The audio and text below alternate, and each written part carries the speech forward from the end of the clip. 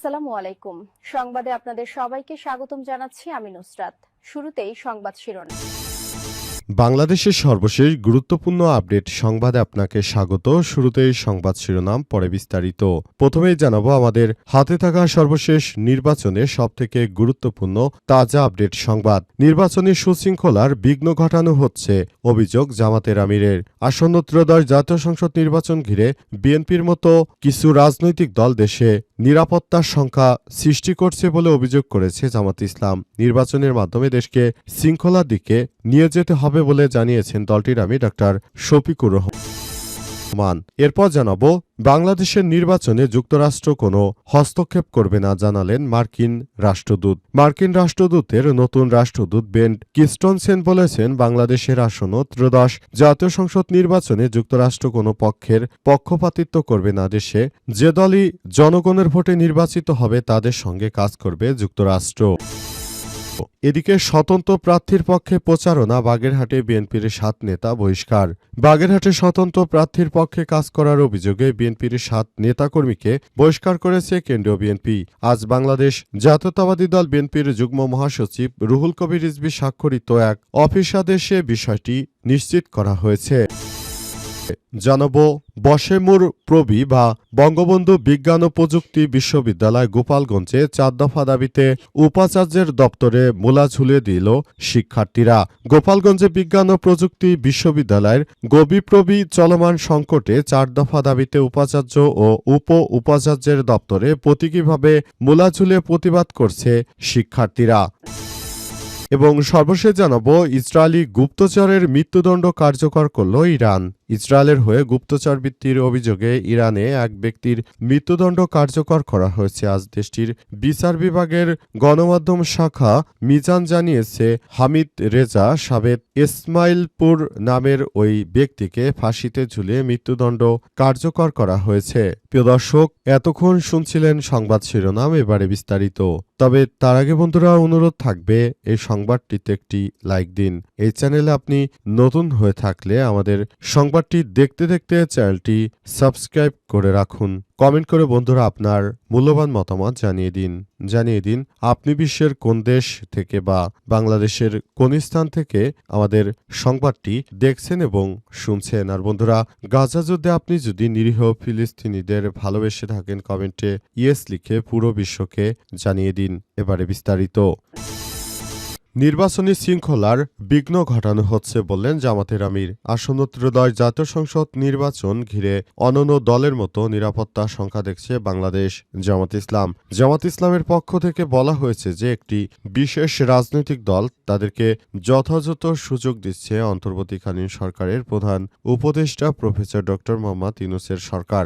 এ ঘটনায় মূলত কোনোভাবেই সরকার দায় এড়াতে পারে না, কারণ পুরো বিষয়গুলো সরকার এককভাবে সবকিছু নস্যাৎ করছে। সরকারের এই ধরনের গাফিলতি আমরা কোনোভাবেই গ্রহণ করতে পারি না বলে মনে করেন তিনি।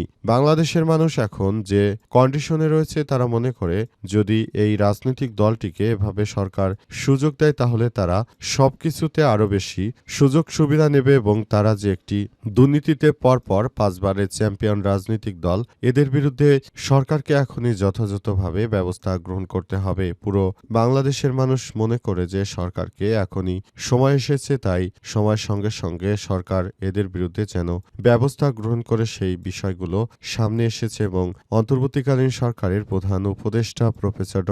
মোহাম্মদ ইউনূসের সরকার এই বিষয়গুলোকে দেখভাল করছে এবং তিনি যেন নতুন বাংলাদেশ গড়ে তোলার ব্যাপারটি নিয়ে কাজ করতে পারেন, সেজন্য সবাইকে নিয়ে কাজ করা হচ্ছে বলে সরকারের পক্ষ থেকে বলা হয়েছে।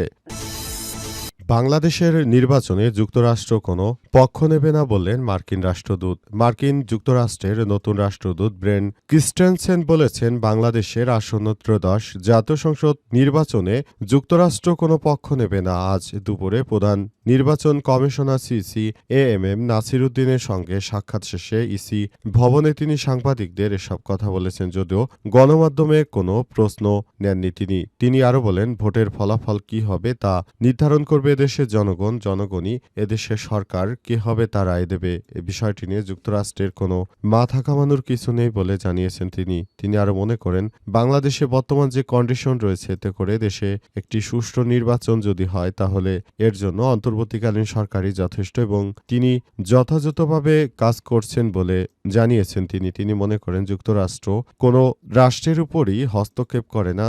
যদি সে দেশের জনগণ যে সরকারকে ভোট দেবে এবং যেভাবে ভোট দেবে পুরো যুক্তরাষ্ট্র সেই দেশকে সেভাবেই সর্বোত্তক সহযোগিতা করবে বলে জানিয়েছেন তিনি মনে করেন নতুন করে বাংলাদেশের বর্তমান যে অবস্থান তৈরি হয়েছে এতে যুক্তরাষ্ট্রের সামনে তাদের ভাবমূর্তি কখনোই খারাপ হয়নি। আশা করা হচ্ছে আগামীতে জাতীয় সংসদ নির্বাচনে যুক্তরাষ্ট্র খুবই ভালো অবস্থানে থাকবে, বাংলাদেশের পাশে থাকবে বলে জানিয়েছেন এজন্য তিনি মনে করেন নতুন বাংলাদেশ গড়ে তুলতে হবে, সেজন্য সবাইকে নিয়ে কাজ করতে হবে এবং যুক্তরাষ্ট্র কখনোই যে দলই ক্ষমতায় যাক না কেন কোনো হস্তক্ষেপ করবে না।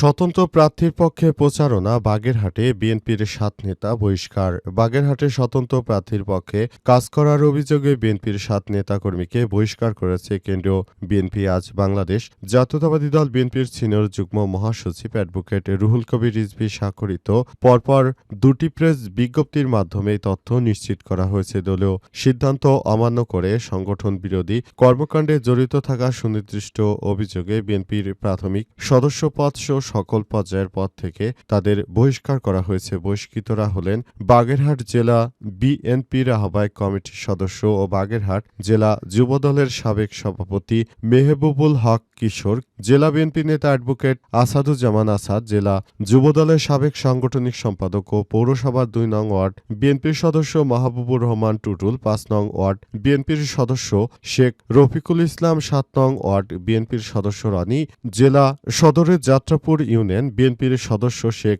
সোহেল হোসেন সহ আরও বেশ কয়েকজন রয়েছে।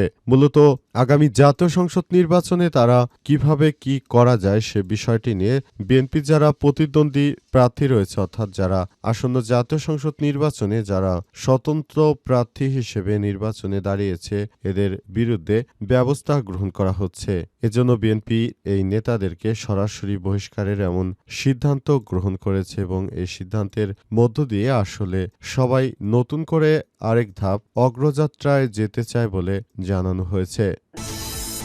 বশেমুর বি প্রভৃতি ৪ দফা দাবিতে উপাচার্যের দপ্তরে মূলা ঝুলিয়ে প্রতিবাদ। গোপালগঞ্জে বিজ্ঞান ও প্রযুক্তি বিশ্ববিদ্যালয়ের গবিপ্রবি চলমান সংকটে ৪ দফা দাবিতে উপাচার্য এবং উপ উপাচার্যের দপ্তরে প্রতীকীভাবে মূলা ঝুলিয়ে প্রতিবাদ করেছে ইসলামী ছাত্র আন্দোলন বাংলাদেশের বিশ্ববিদ্যালয়ের শাখার নেতাকর্মীরা। আজ সকাল ১১টা থেকে বিশ্ববিদ্যালয়ের উপাচার্য ও উপ উপাচার্য দপ্তরের আমনে অবস্থান নেয় ইসলামী ছাত্র আন্দোলন বাংলাদেশের বিশ্ববিদ্যালয় শাখার নেতাকর্মীরা। পরে সেখানে মূলা ঝুলিয়ে দেয় সংগঠনটির নেতাকর্মীরা। তাদের দাবিগুলো হচ্ছে বাজেট বরাদ্দ পাশ করতে ব্যর্থতা, ক্যাম্পাসে নিরাপত্তা পুলিশ সহ বিভিন্ন জায়গায় স্থাপনে তারা ব্যর্থ হয়েছে, সম্পূর্ণ প্রশাসন পুরোপুরি দলীয়করণ হয়েছে। আগে একটি বিশেষ রাজনৈতিক দলের তোষামোদি করত এরা, এখন এরা তোষামোদি করছে বিএনপির সংগঠনের, কিন্তু কখনো শিক্ষার্থীদের কোনো কিছুই তারা পূরণ করতে পারেনি। পুরো বিষয়টি আসলে কোন দিকে যাচ্ছে সেটি জানার বিষয়। অন্তর্বর্তীকালীন সরকারের প্রধান উপদেষ্টা প্রফেসর ড. মোহাম্মদ ইউনূসের সরকার নতুন বাংলাদেশ গড়ে তুলছেন, কিন্তু বঙ্গবন্ধু বিজ্ঞান ও প্রযুক্তি বিশ্ববিদ্যালয়ের শিক্ষার্থীরা কোনোই সুযোগ সুবিধা বা ফ্যাসিলিটিস পাচ্ছে না বলে অভিযোগ করেছেন তারা এবং বর্তমানে এই ঘটনায় পুরোপুরি একটা খারাপ আবহ সৃষ্টি করেছেন এই উপাচার্য বলে শিক্ষার্থীরা অভিযোগ করেছে এবং তাদের এই অভিযোগকে আমলে নিয়ে তারা উপাচার্যের বিরুদ্ধে এমন ব্যবস্থা গ্রহণ করেছেন যেটা দেখে অনেকেই বিস্মিত হয়েছে। সবাই বলছে উপাচার্য তিনি বিএনপির দালালি করে এ পর্যন্ত এসেছেন, এখন এর মতো উপাচার্য আমরা চাই না।